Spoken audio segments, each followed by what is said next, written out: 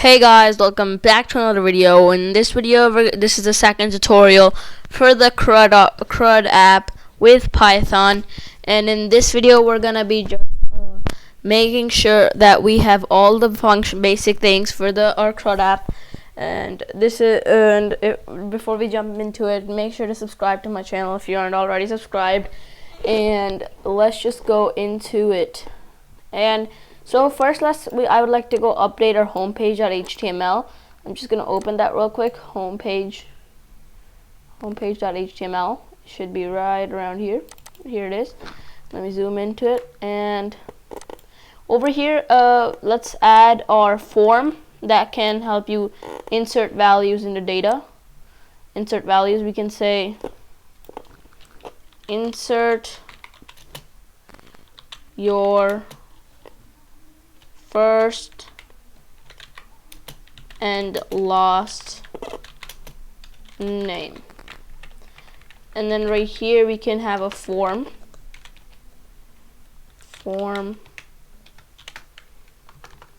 and we can put method equal to post, and then we can put an action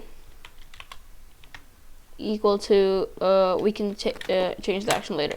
Okay, so now let's have two input methods here. We can have input. This we can make it type equals text. Type equals text, and let's just make the name equal to first name, and then another input tag we can have that, and then we can also the same thing, type equals text, and then name equal to last name. So what I have here, I just created a basic form, and over here now I can have the submit button. I can have button, and I can say submit values, and then I can say this button type equals submit, and then also over here I can say insert. I can say in each one insert values into database, so they know that this is for inserting, not finding the value into database. Wow, I spelled that way wrong. Okay, so that's basically it, and then I can go back into my home page. Actually, I can just say, what did we call it in our thing? We called it home. Action, I can just say /home. So this will come into here, and this will come as method post, because in here we said method equals to post. So we can have if request dot method equal to post. We can have pass, and then here we can have else, and let's just tab this into else. I'm pretty sure this is post. Let me just check the other code. Yep, it's in caps, post. And then I can say, let me make sure, I can say first name equal to request dot form,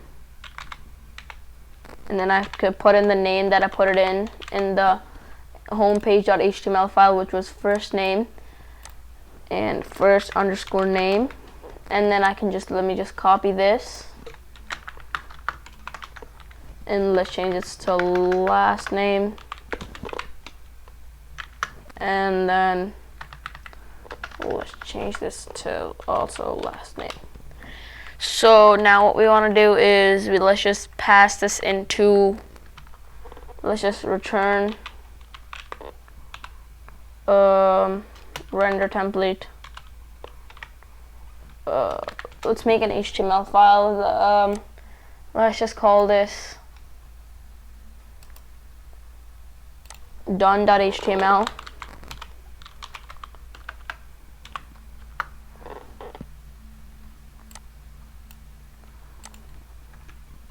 Let me just import everything, and then here we can say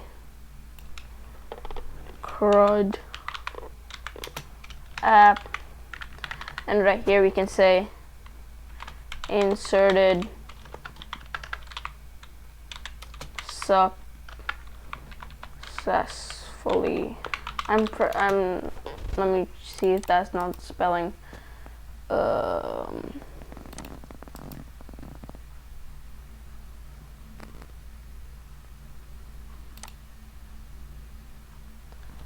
SUCC.